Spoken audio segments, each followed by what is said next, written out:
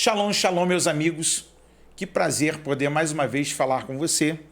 Hoje, no nosso podcast, nós temos mais uma vez a alegria de receber Pastor Cláudio Gama. Você já ouviu ele falar assim? Meus queridos e amados irmãos, eu quero cumprimentar a eleita com a paz de nosso Senhor e Salvador Jesus Cristo. É inconfundível a sua forma de falar, o seu jeito de pregar e, mais uma vez, falando de Bíblia, é brindado com a presença do nosso professor, pastor, amigo, Cláudio Gama. Obrigado, pastor Paulo Nascimento. Sempre é uma honra poder cooperar com o seu ministério e parabenizá-lo por sua instrumentalidade através do Falando de Bíblia, estar abençoando multidão de pessoas. Os céus agradecem por esse gesto de sentimento de reino, de nobreza e de reproduzir Cristo e a sua bendita palavra através do Falando de Bíblia. Muito obrigado, pastor, por aceitar o nosso convite mais uma vez. E eu quero deixar uma palavra para o começo do nosso bate-papo.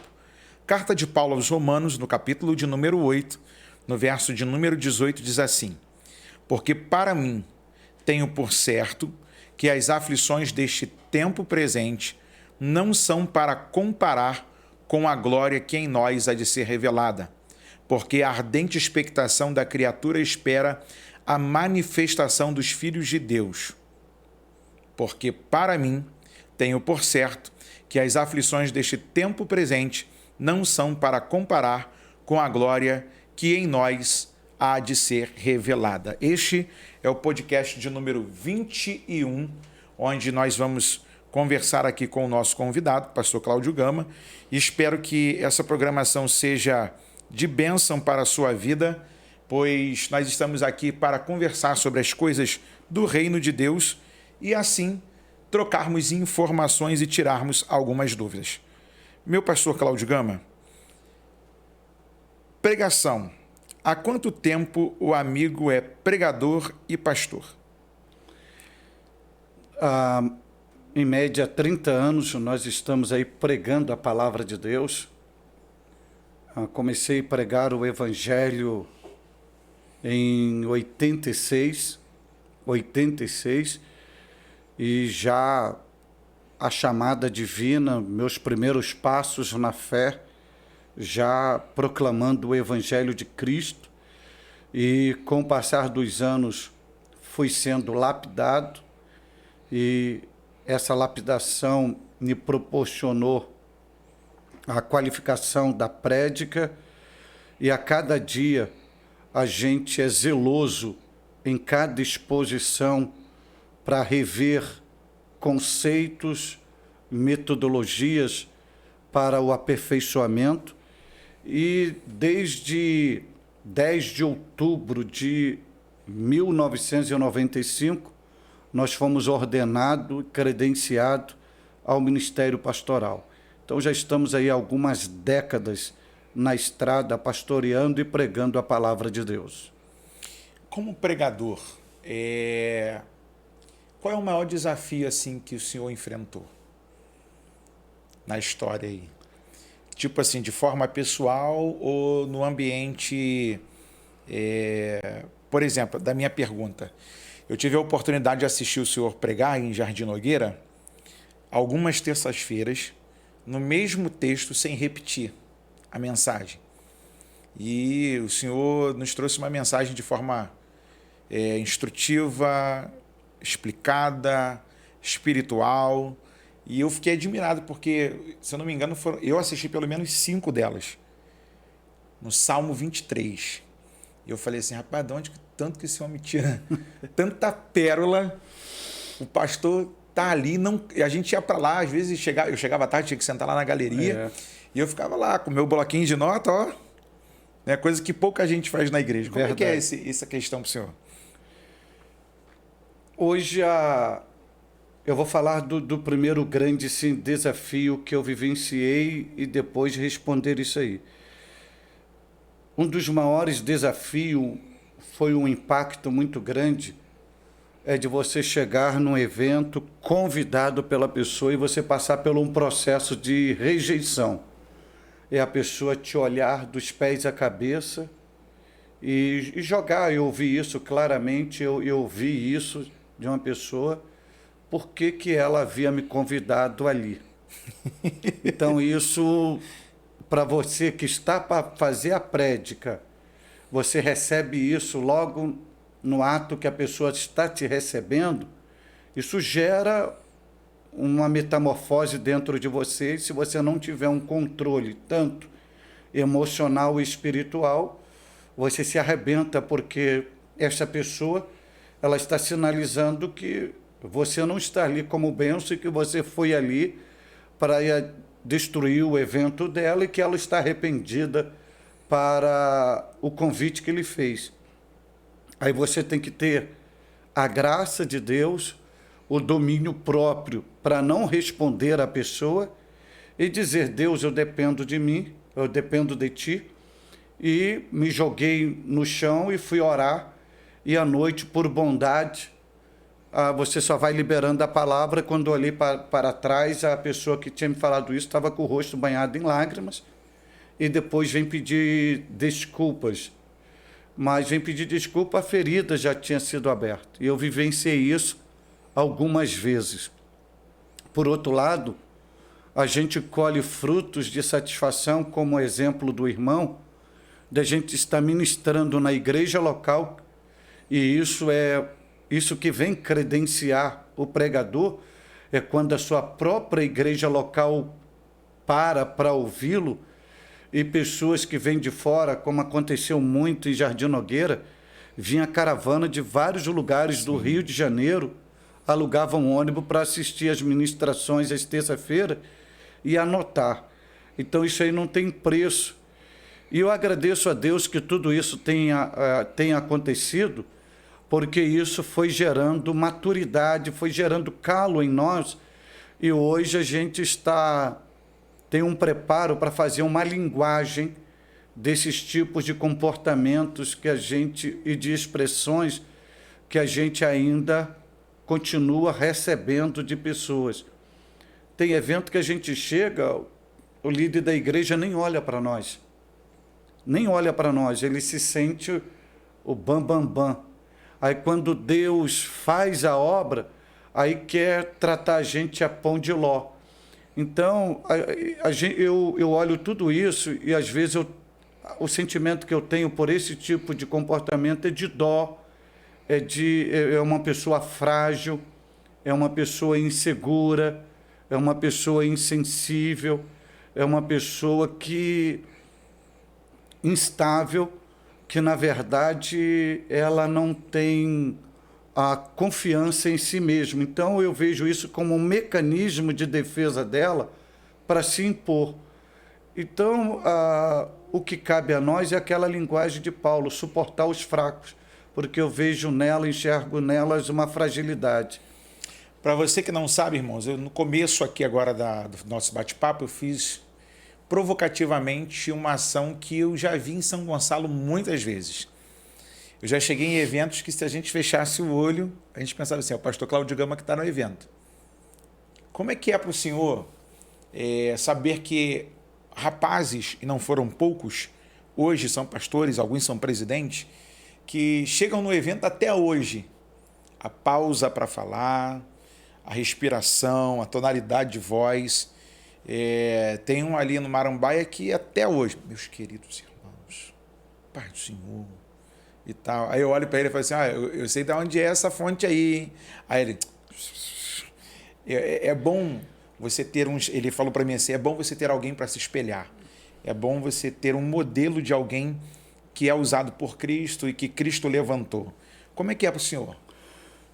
Olha, isso é extraordinário. Eu vejo isso como duas faces da moeda. Primeiro, eu vejo num aspecto de honra, alguém olhar para nós e reconhecer algum valor e procurar seguir os nossos passos, e a Bíblia dá amparo para isto: sede meus imitadores como eu fui de Cristo. Uma pessoa que me tem como inspiração. e não é apenas uma, são várias. Hoje, a maioria em São Gonçalo, a maioria hoje que são pastores de igreja, foram meus alunos, começaram comigo, eu orientei no desenvolvimento ministerial, no desenvolvimento de constituição de igreja, formei no meu seminário a maioria deles. Agora, uma das coisas que eu não gostaria que eles tentassem ser é o que eu sou, porque eles têm que ser autênticos, eles têm que ser originais, sim, eles têm que ter a personalidade deles.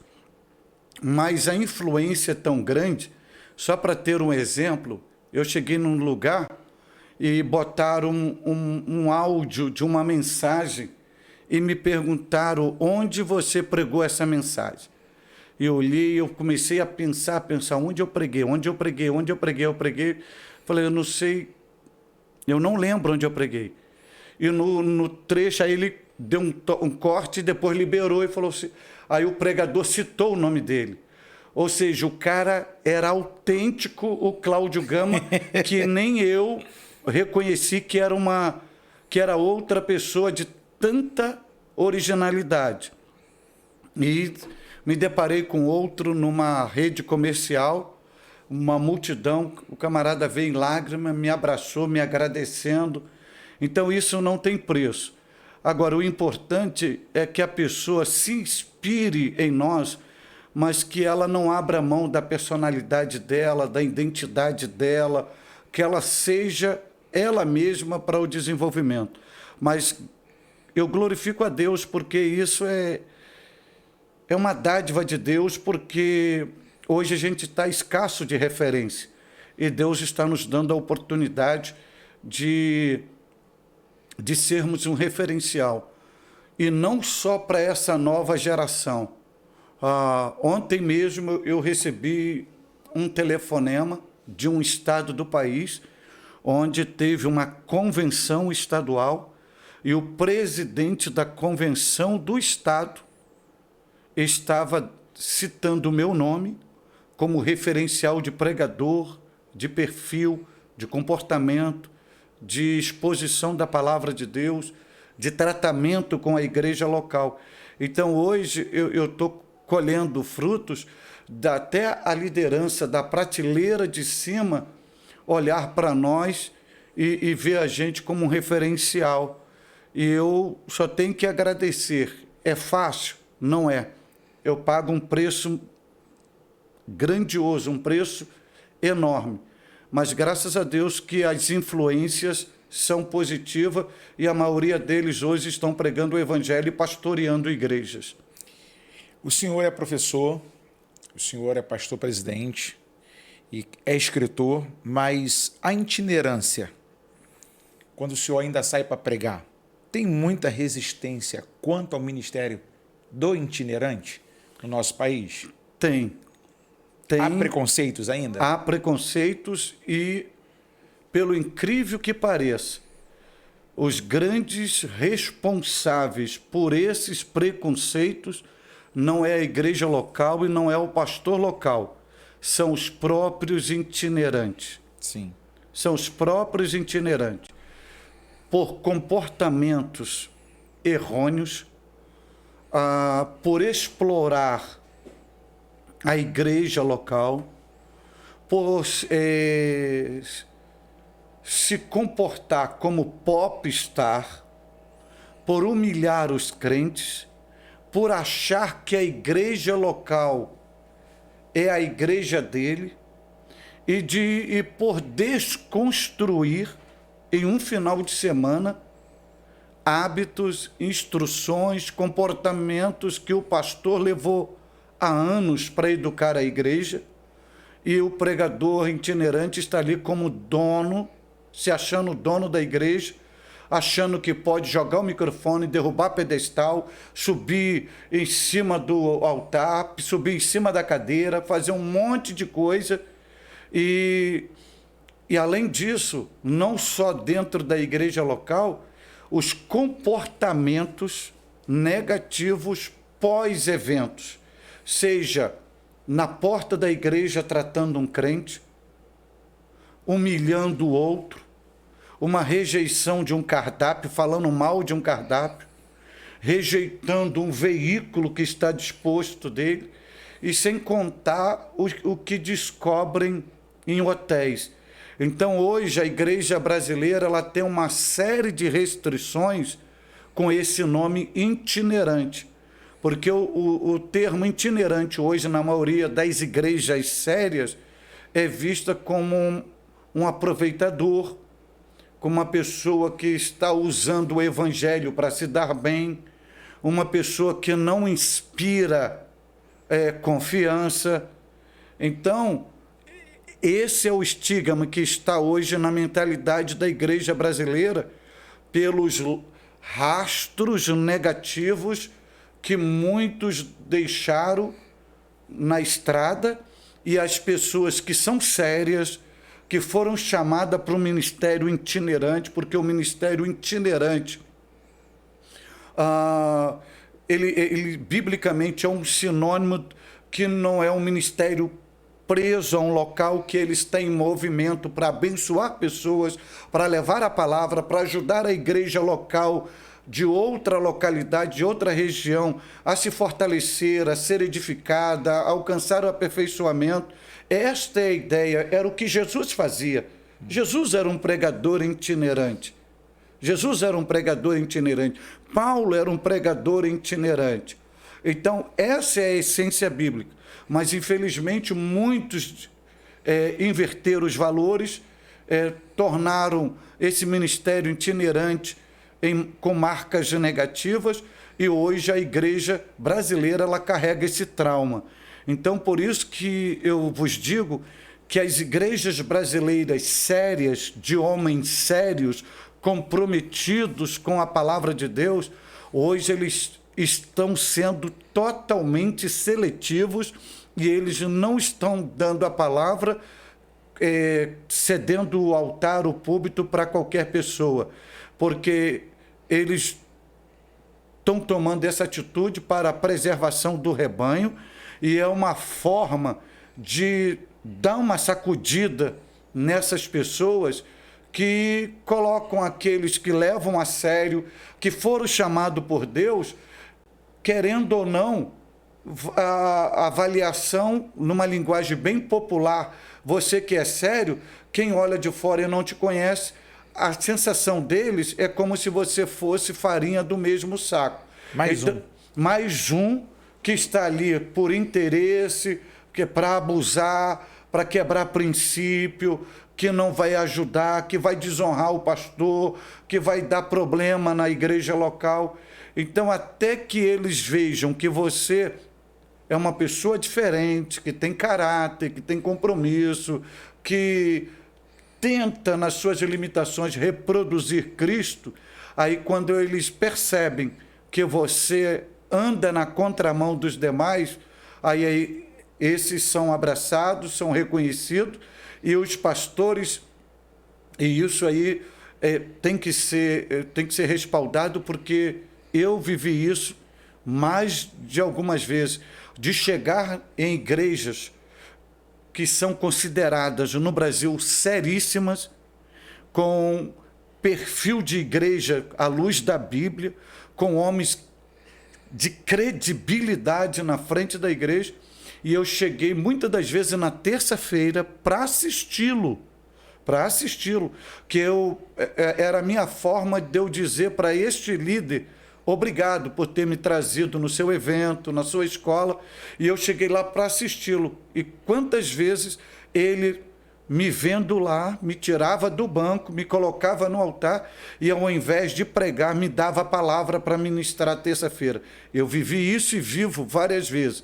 Então, o que é isso? É um reconhecimento por você plantar sementes benditas, não só na sua trajetória e na igreja local que você está sendo convidado. O senhor me fez lembrar uma experiência que eu tive na Assembleia de Deus de Búzios, na Rua das Pedras, pastor Valtemir André, da Madureira, que hoje está presidindo em Conceição de Macabu. Um grande abraço para os irmãos de Madureira que estão nos assistindo, que é um grande ministério, ao bispo Abner Ferreira, que é o seu líder, né? E o pastor Valtemir André, ele me recebeu em Búzios com honra, me levou para almoçar, me buscou na rodoviária e tal, e ele foi perguntando devagarzinho: meu pastor, dá um número do seu pastor, da sua igreja. Ligou para o meu pastor: você é casado mesmo com essa jovem que está do seu lado? Você comprova? E Deus falou para mim no dia: leva o álbum e leva a sua certidão de casamento. Coisa que eu não tinha feito ainda em outro estado. Levei, e aí ele bateu um papo doutrinário, perguntou como é que era a minha visão, ele falou como é que era a visão da igreja, e aí eu já fui entendendo o que acontecia ali, qual era o histórico da igreja. E eu acredito que se muitos pastores fizessem isso, eles evitariam um bocado de problema. O senhor concorda? Plenamente, plenamente. E essa atitude desse pastor é uma atitude de nobreza, porque ele tem um rebanho. Sim. E aquela palavra de Ezequiel: pô, morte na panela?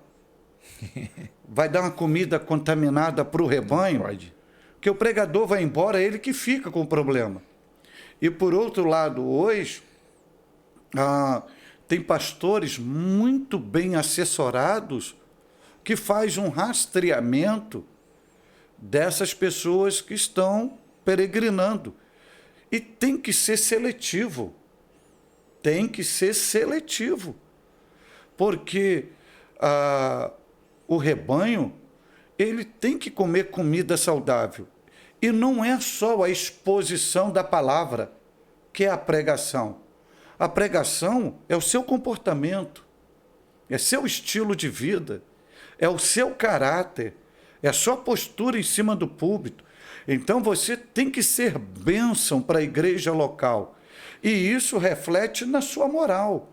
Não é só o ato de falar. Ato de falar, papagaio também fala. É verdade. Só ensinar que ele reproduz tudo. Então é só botar o papagaio. Agora, a pregação é um conjunto onde a moral, o caráter são fundamentos. E o pastor, ele tem que ter esse zelo para ele ceder o seu altar, porque uma palavra, um gesto, pode abrir um câncer na vida do rebanho, que ele vai ter que deparar com aquilo por causa de uma pessoa que ele levou lá. Então, tem que ser zeloso, exigente, tem que rastrear mesmo, tem que examinar. Pô, primeira coisa, olhar para a mão, ver se o camarada está com aliança, saber se o cara tem igreja, se frequenta os cultos. Outro detalhe muito importante: se esse pregador honra o seu líder, porque tem muita gente pregando, mas que quebrou o código da honra, que não reconhece o seu líder, que é rebelde, é desobediente. Fica 6 meses sem tomar ceia na igreja sem local. tomar ceia, não frequenta escola bíblica dominical, aí quer ir para cima do púlpito doutrinar, batendo nas ovelhas dos outros. Verdade. Então isso tem que ser revisto. Então o que a gente precisa hoje, pastor Paulo, para resumir aqui a minha palavra, na verdade a igreja hoje brasileira, ela não precisa de pregadores. Porque pregadores tem uma variedade aí de várias maneiras, com vários estilos, com várias linhas teológicas. O que a igreja brasileira precisa hoje é de homens e mulheres que sejam a voz profética de Deus. Amém. Que ecoa do altar para o rebanho. Amém. É até parte da terceira pergunta. Cita para nós 3 características perdidas da igreja nesse tempo que precisamos retornar de forma emergencial. Da igreja? Num todo. Num todo. Igreja, líder, liderado. Minha visão de igreja, de um todo. Eu vou falar pela igreja brasileira. A igreja brasileira. Eu vou falar isso também biblicamente. Sim. A igreja brasileira, ela se distanciou de dois fundamentos principais da existência dela, do Calvário e do Pentecoste. ela se distanciou disso. Do Calvário, a igreja precisa voltar para a cruz. A igreja precisa voltar para a cruz. Porque o modelo de igreja que está sendo projetado nessa geração pós-modernidade é uma igreja sem Cristo. É um evangelho sem Cristo. É um cristianismo sem Cristo. E por que eu digo isso? Porque vemos igreja sem viver a bênção salvífica.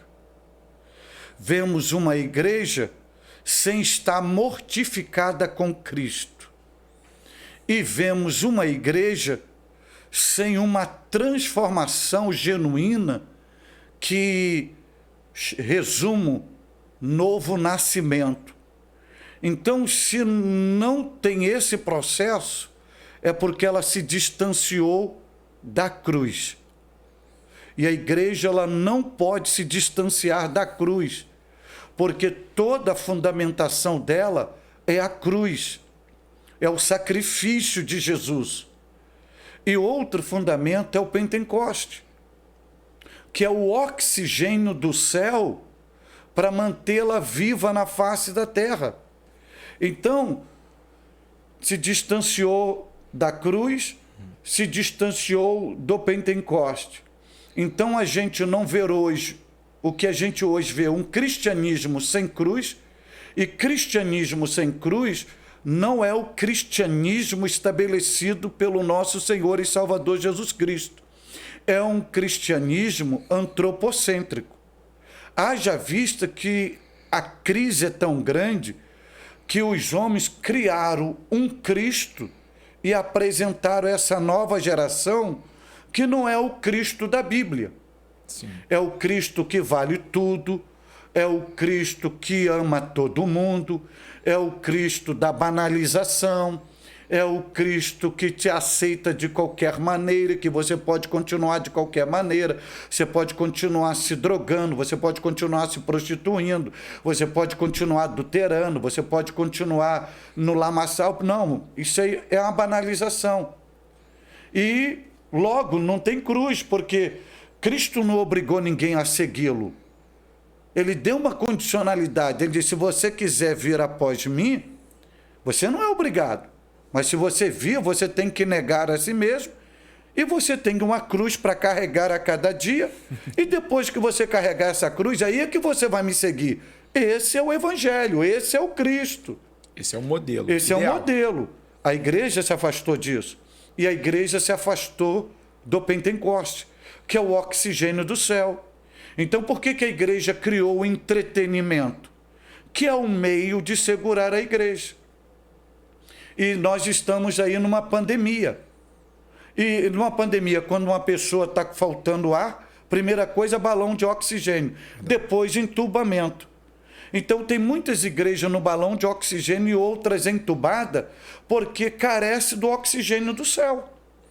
Não tem mais oxigênio do céu. Outro ponto interessante que a igreja perdeu, e isso é biblicamente, perdeu a chama do primeiro amor. É a igreja de Éfeso. Tem boas obras, faz de tudo, mas o essencial ela perdeu, que é o amor por Cristo. Ela não ama mais a Cristo. É a grande crise hoje. Ela ama a bênção de Cristo, o que o Cristo pode dar, as benesses do Cristo, o milagre do Cristo, a cura do Cristo, a provisão do Cristo, a porta que o Cristo abre, a cura que o Cristo dá. Mas o próprio Cristo, ela não ama.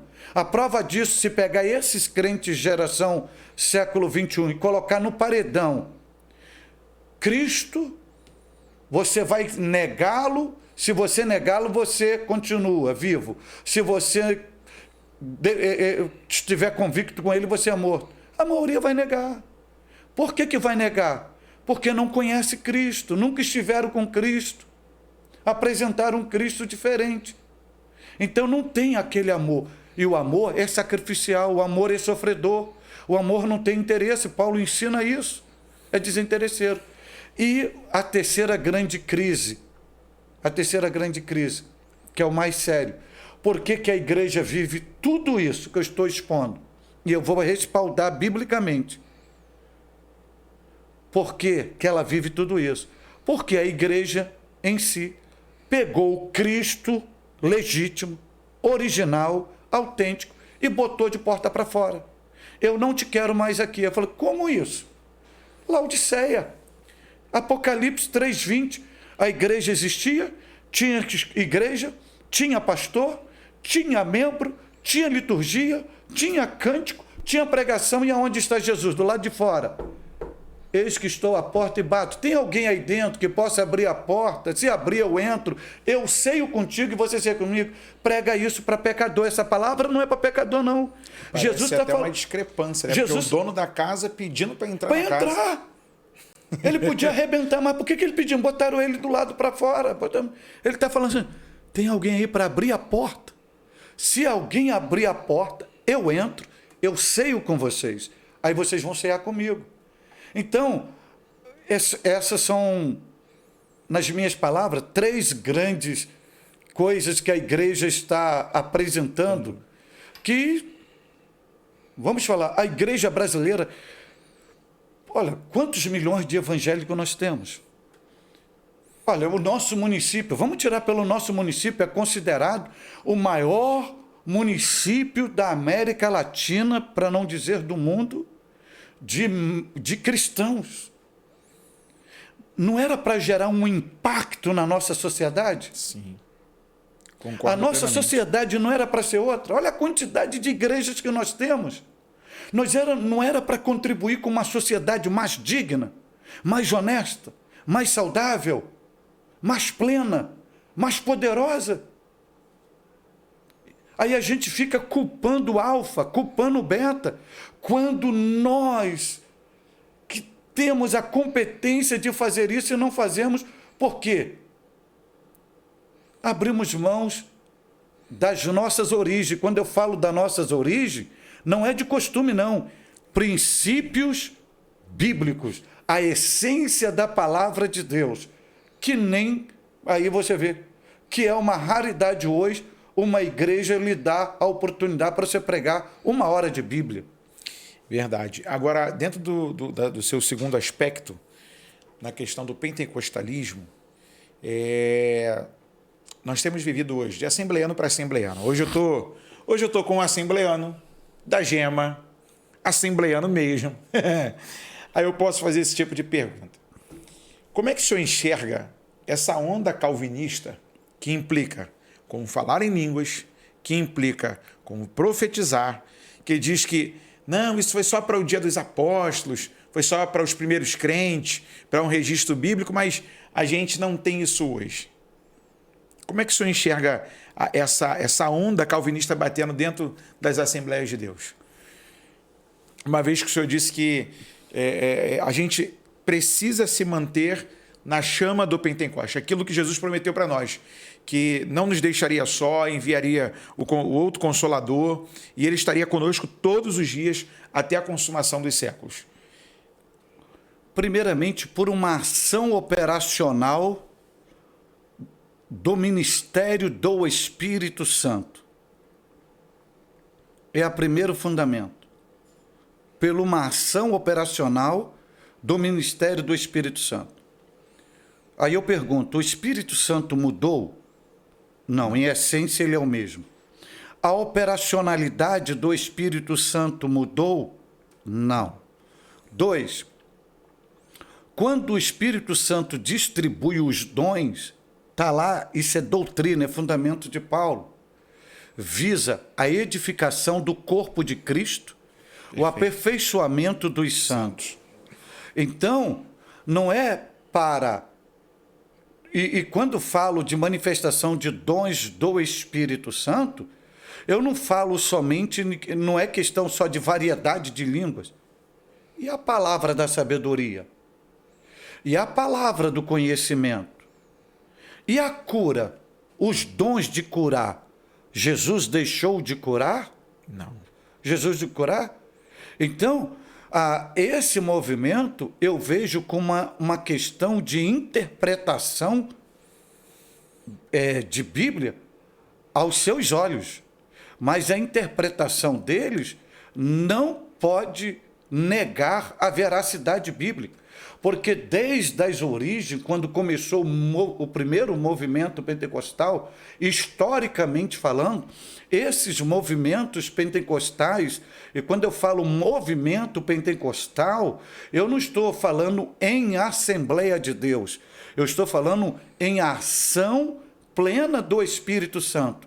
São ações que vêm se repetindo de geração a geração, de geração a geração. E outra veracidade, por isso que eu estou falando da igreja depender desse oxigênio do céu. Porque que a igreja, quando ela tem a convicção, está fundamentada historicamente, biblicamente, teologicamente, esses movimentos podem falar, propor, mas essa igreja não aceita isso, não tolera isso, porque os movimentos pentecostais, e quando eu refiro movimento pentecostal, os movimentos do Espírito Santo, são dinâmicos, não cessaram, porque o Espírito Santo é um ser vivo, é um ser dinâmico, e ele operou no passado, operou no presente e operará no futuro.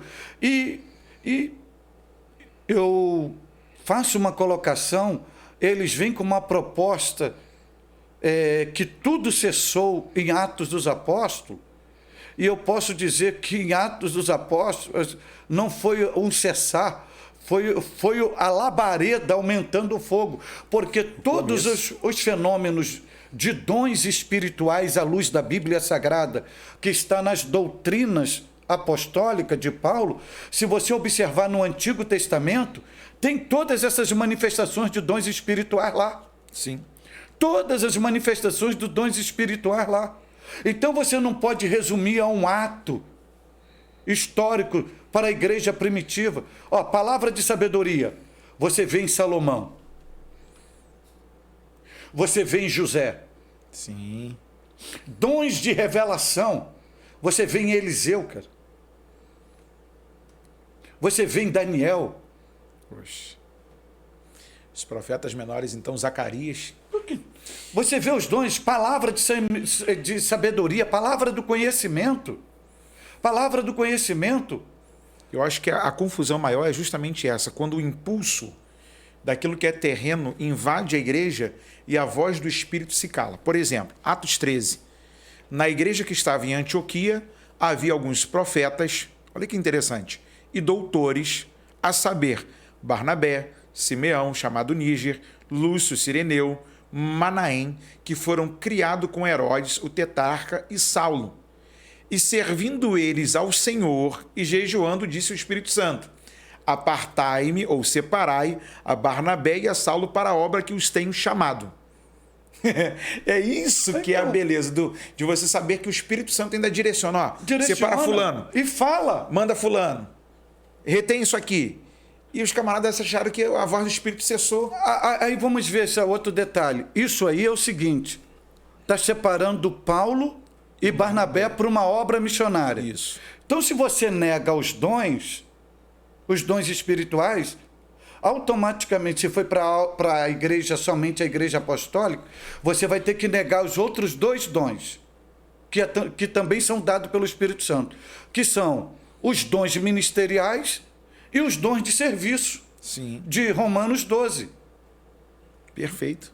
Você está entendendo? Então, hoje, o Espírito Santo não dá pastores à igreja, Cristo não dá pastores à igreja, porque isso é uma ação do Espírito Santo.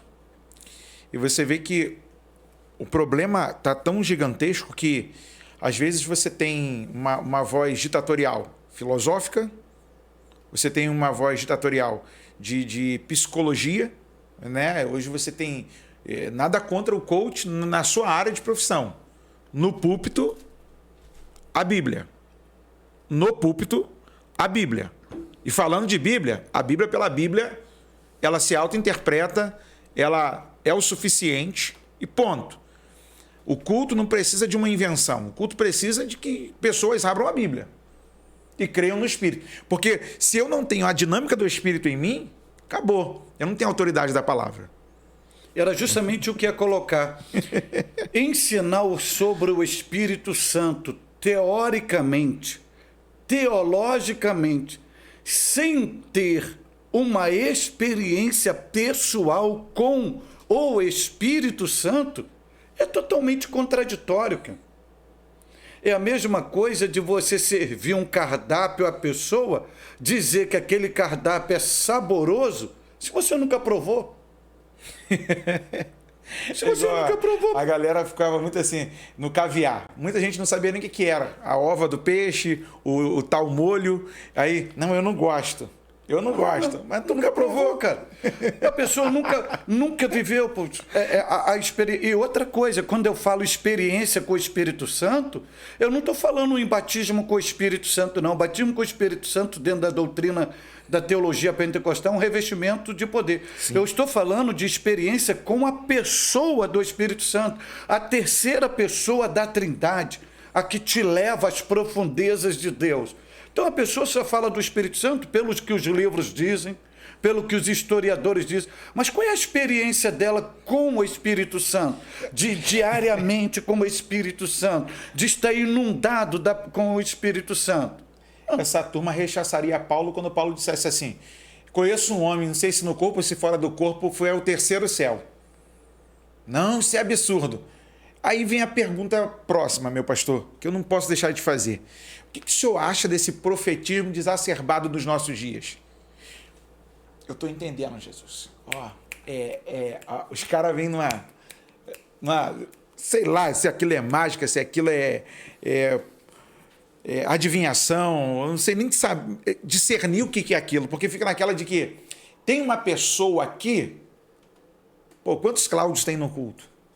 Quantos André tem no culto? Quantos Paulos? Não, tem uma pessoa aqui com dor de cabeça. Tem mais de 10. Não, tem uma pessoa aqui que está com problema na família. Tem várias pessoas com problema na família. E os camaradas agora gostam de revelar nome, CPF, aquela coisa de que, não, que Deus está... 0833 4688 e traço 9. E aí? O cara nem conferiu, às vezes nem lembra o número do documento. E tal. Eu fico assim, rapaz... O que o senhor acha desse profetismo dos nossos dias? Primeiro que, se você for olhar pela luz da Bíblia Sagrada, você não pode nem chamar de profetismo. Sim. Poderia chamar de outros nomes, não de profetismo. Porque se você for olhar pelas raízes dos profetas da Bíblia Sagrada, e principalmente... no aspecto veterotestamentário, eles que exerciam a essência do profetismo. Sim. E o que é o profetismo? O profetismo é você emprestar sua boca a Deus para Deus falar ao povo. O verdadeiro profeta que exerce o profetismo, ele não anda de cabeça erguida, ele anda encurvado com o peso da mensagem, da responsabilidade da mensagem sobre os seus ombros.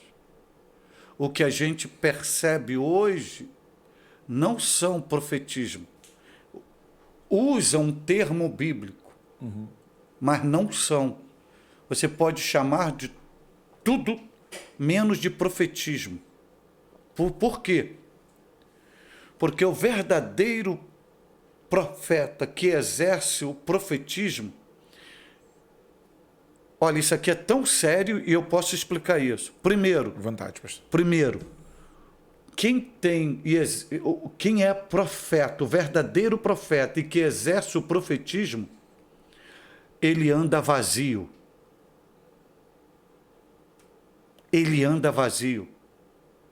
Porque o verdadeiro profeta que exerce o profetismo, ele só tem mensagem quando ele é inspirado por Deus. Quando Deus dá a mensagem para falar na boca dele. Nenhum autêntico profeta anda cheio. Porque o exemplo está aqui, ó. eu não posso colocar mais água nesse copo se esse copo estiver cheio. Esse copo, para receber mais água aqui, ele tem que se esvaziar. É assim o profeta. No entanto, você vê na Bíblia que todas as vezes que o profeta ia profetizar, ele diz assim: veio a mim a palavra do Senhor. Significa dizer que até aquele momento ele estava vazio. Ele não tinha mensagem. E depois que ele profetiza, ele se esvazia para receber mensagem. Então, o que existe hoje são aproveitadores em nome de um profetismo, para poder extorquir, iludir e manipular. E, infelizmente, sabia que existe curso para isso? Sim. Sabia que existe profissionais que dão curso para isso? Para você mexer com a mente, para você iludir a pessoa, para você manipular a pessoa, para você tirar tudo da pessoa sem ela perceber que isso está sendo tirado? E olha o que é grave isso. Em nome do Espírito Santo. Teve um dia aqui que, falando de Bíblia, um dos nossos seguidores mandou, não foi, Daniel? Para mim aqui, um flyer de divulgação, que os camaradas estavam prometendo te ativar de forma extrasensorial a como contactar com o mundo espiritual e revelar nome e CPF. Como se a profecia fosse só isso. Quantas pessoas, pastor Cláudio Gama, a gente conheceu em trabalho de oração sério nesse país e a gente viu Deus de fato? De fato. Eu falo de, não sei se você vai lembrar dele, pastor Jorge Anderson, o Anderson de Bento Ribeiro, que tinha um trabalho lá. Sim, sim. Hoje, um neurocirurgião. Sim. Neurocirurgião não, perdão, ele é cirurgião ortopedista. O próprio Jorge Eduardo, Jorginho de Xerém. Eliseu Ignis, lá em Xerém. O Eliseu Ignis, esse homem abria a boca e você pode escrever embaixo, assim embaixo. Terezão Fogo Puro, tinha o Camilo Figueiredo, lá de Vila Ponto Chique, que é Madureira hoje. Um que me fugiu o nome, que era um dos maiores compositores de música evangélica da Baixada Fluminense. Esse homem abria a boca, um homem simples. As músicas ele compunha, dava para os cantores, fazia sucesso. Um homem simples, mas ele abria a boca. Um homem... Poxa, a gente não pode... Aí é o que confunde, já que estão falando isso. Mesmo essas pessoas sendo usadas por Deus na dispensação da graça, no mover do Espírito Santo, elas não recebem o título de profeta. Sim. Porque isso é manifestação do dom de profecia.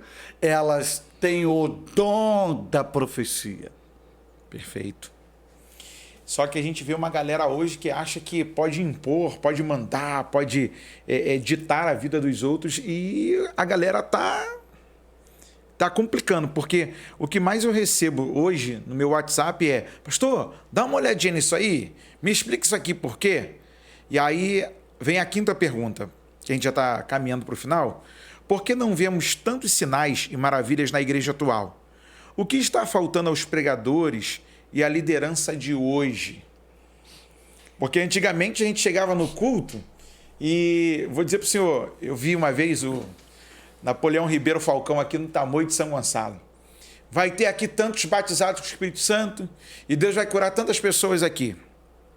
Aí veio um lá, reformadão, já que ele tem dom de cura, eu vou levar ele no hospital para ele curar todo mundo. Eu falei: ô irmão, para de bobeira. O dom da cura, Jesus sabe a hora que deve usá-lo. Não é dele, não é a coisa que ele fala, eu vou curar. Ele não cura por ele mesmo. E nem Jesus curou todo mundo. Os caras esquecem disso. E aí, quando você olha para a igreja hoje, você vê uma galera no saudosismo, acreditando que Deus só fez no passado, que Deus só fez há 20 anos atrás, porque, por conta dessas mudanças do tempo presente, parece que ficou escasso o milagre. Mas continuam acontecendo milagres. É porque a gente também não faz aquela coisa da divulgação, né? Que muita igreja faz. Aonde? O que você tinha? Eu tinha uma dor aqui, outra aqui, e estava aqui com o laudo. E aonde Jesus te curou? Aí o cara fala o nome da igreja, fala o nome da pessoa, para trazer um certo afã e glória para o lugar e para a pessoa. O que falta para a igreja nesse tempo viver os sinais das maravilhas de Deus?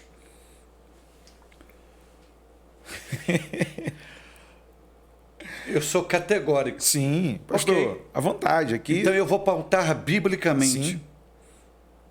Restaurar o altar da oração. Amém. O altar foi destruído. E eu vou pautar biblicamente. Primeiro livro dos Reis. Elias não faz nenhuma oração e não fala com Deus enquanto não restaura o altar. E qual era o altar? O altar estava destruído. Aquela destruição do altar era do povo de Israel, retratava toda a vida do povo de Israel. E ele vai restaurar o altar. Depois que ele vai restaurar o altar, é que ele vai orar. E quando ele ora, ele nem termina de orar. Cai fogo do céu, Deus se revela e o povo se prostra. O povo se volta para Deus. Então, a escassez, por que a gente não vive isso? É porque o altar da oração, da comunhão com Deus, está destruído. Enquanto não restaurar o altar, não adianta pedir milagre. Deus não vai responder onde tem altar. E Deus não vai aonde o altar está destruído. E não adianta terceirizar a responsabilidade. É porque é culpa de fulano, é culpa de ele. Elias não viu o altar destruído, ele podia dizer, é culpa de Acabe. Então não adianta, são os políticos, são os governantes. Elias podia dizer, são os sacerdotes, é a culpa dos pastores. Elias podia dizer, filho de Israel, a culpa desse altar destruído aqui é de vocês. Não. O que Elias fez? Ele não culpou ninguém, ele não mandou nem os filhos de Israel juntar as pedras. Ele mesmo foi lá e juntou as pedras. Então, ao invés da gente estar culpando, apontando o culpado, a gente tem que meter a mão nas pedras, restaurar o altar, voltar para a oração. E é o que a Bíblia diz, põe a tua boca no pó. Talvez ainda haja esperança. Deus não se revela, Deus não fala, Deus não vai, Deus não se manifesta e Deus não opera. Não vamos ter sinais da presença de Deus, seja em milagre, seja em revelação, seja na voz dele, onde o altar está destruído. E outra coisa, não são palavras minhas, palavra do próprio Deus a Salomão, segundo Crônicas 7:14. Deus não está falando com os filisteus, Deus não está falando com amorreus, Deus não está falando com os gigazeus, Deus está falando a Salomão com o seu próprio povo. Se o meu povo, que se chama pelo meu nome. Hoje o povo de Deus só chamando, mas ele diz, mas se o meu povo, que se chama pelo meu nome, aí ele diz, se humilhar e orar e buscar a minha face e se converter, Deus está mandando o seu próprio povo se converter dos seus maus caminhos. Aí ele vai dizer, então eu ouvirei dos céus, perdoarei os seus pecados e sararei a sua terra. E sarar a terra ali não é somente sarar o solo físico, é sarar o coração. É sarar o coração. Então, não temos milagre por isso, o altar destruído. Aí eu vou encerrar com a palavra da oração de Elias. Elias ora assim. Ele vai dizer, Senhor, ó Senhor, Deus de Abraão, Deus de Isaac, Deus de Israel, manifeste-se hoje em Israel. Olha só o detalhezinho da oração.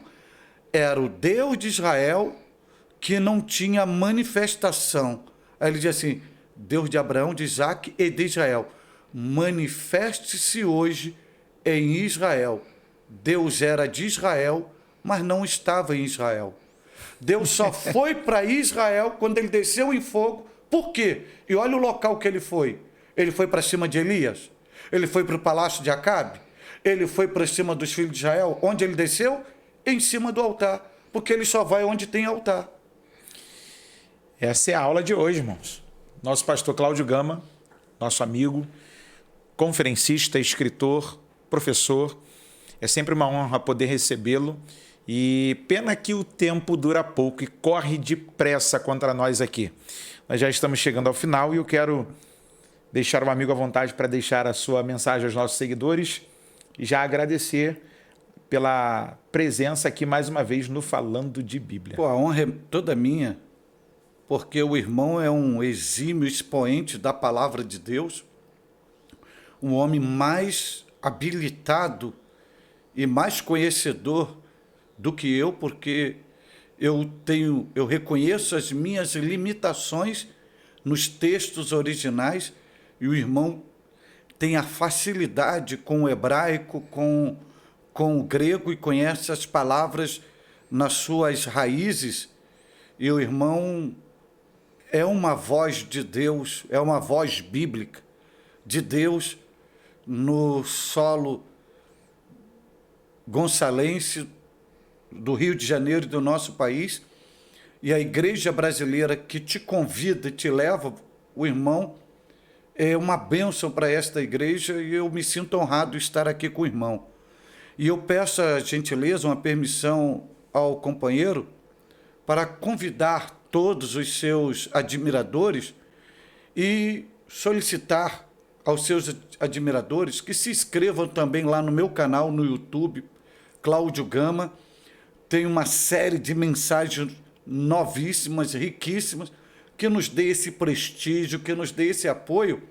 E brevemente, olha, as coisas boas é para ser imitada. Amém. E seguindo aqui, eu vendo a riqueza, a organização, o conteúdo, e o que isso proporciona, brevemente vai ter aí o podcast do pastor Cláudio Gama, que vai ser Conversando com o Gama. Opa! E esse projeto que está ainda na fase embrionária, a inspiração é o irmão.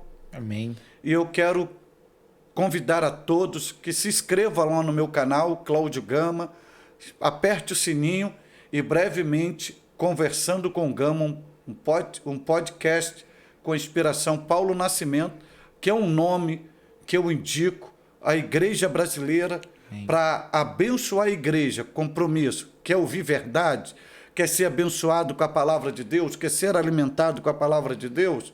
Pastor Paulo Nascimento, do nosso município, um homem que respeita a autoridade espiritual, que respira a Bíblia, que fala a Bíblia. Falando de Bíblia, não é só o seu podcast. Todas as reuniões nossas é só Bíblia, assunto de Bíblia. E é uma pessoa que vai abençoar a sua igreja. E agradeço o irmão por essa oportunidade riquíssima de desfrutar da sua amizade, do seu companheirismo, e estar aqui convivendo contigo nesse podcast que tem abençoado milhares e milhares de pessoas. Você vai se inscrever no podcast Conversando com o Gama. É o canal dele, que você vai assistir daqui a pouquinho. Tem já mensagens, tem outras mensagens dele lá também, que Deus certamente falará ao seu coração. Não perca essa oportunidade de também conhecer um pouco mais do ministério do pastor Cláudio Gama. O pastor Cláudio Gama é uma bênção. Foi meu professor de seminário. Eu já fui aluno dele. Fui aluno do pastor saudoso Moisés Feitosa. Verdade. Fui aluno de pastor Oscar, da Madama, um exímio conhecedor da geografia bíblica. Oscar Adolfo. Olha, introdução do Novo Testamento, e eu tenho a alegria, irmãos, hoje, de poder estar aqui com o pastor Cláudio Gama, que é uma referência para mim, como pregador, como cristão, como irmão, e eu louvo a Deus pela sua vida e pela oportunidade que tenho de conversar sobre coisas do reino de Deus e abençoar a outras vidas como a de vocês, que estão conhecendo e já conhecem o ministério do pastor Cláudio Gama. Nós louvamos a Deus por essa tão honrosa oportunidade. Não esqueça de divulgar a nossa programação, compartilha com alguém e vamos seguir juntos aí falando de Bíblia. Vamos à oração? Nosso Deus e nosso Pai, obrigado por esse dia, por esse momento. Obrigado pela vida do teu filho, pastor Cláudio Gama, a vida de sua família, do ministério pelo qual o Senhor o confiou, o rebanho que está aos seus cuidados. Continua com a sua mão, Senhor, de poder sobre a vida do teu filho, orientando, fortalecendo, guiando, amparando, livrando do perigo e do mal, realizando as tuas obras extraordinárias, suprindo as suas necessidades. Sobre aqueles que estão nos assistindo, Senhor, seja a tua bênção sobre a casa dos teus servos, sobre os filhos dos seus filhos. pois nós cremos na bênção do Senhor de forma crescente, onde o Senhor é o Deus da família e o Senhor é aquele que ampara tanto o que está perto quanto ao que está longe. Coloca no lugar o que está fora do lugar, repreende as ações do inimigo, joga por terra toda a palavra de maldição, faz o teu nome conhecido, como grande é o teu poder. Obrigado pela oportunidade que temos de conhecer um pouco mais da tua palavra, da experiência que o Senhor tem dado aos teus filhos que têm vindo aqui, para assim comunicar com os santos aquilo que o Senhor tem feito e ainda muito mais continuará a fazer. Obrigado por tudo, em nome de Jesus Cristo. Amém e amém. Amém. Que o Senhor te abençoe e te guarde. Que o Senhor faça resplandecer a luz do rosto sobre ti e tenha misericórdia de ti. Que o Senhor sobre ti levante o rosto e ponha em ti a sua paz. Este foi mais um Falando de Bíblia.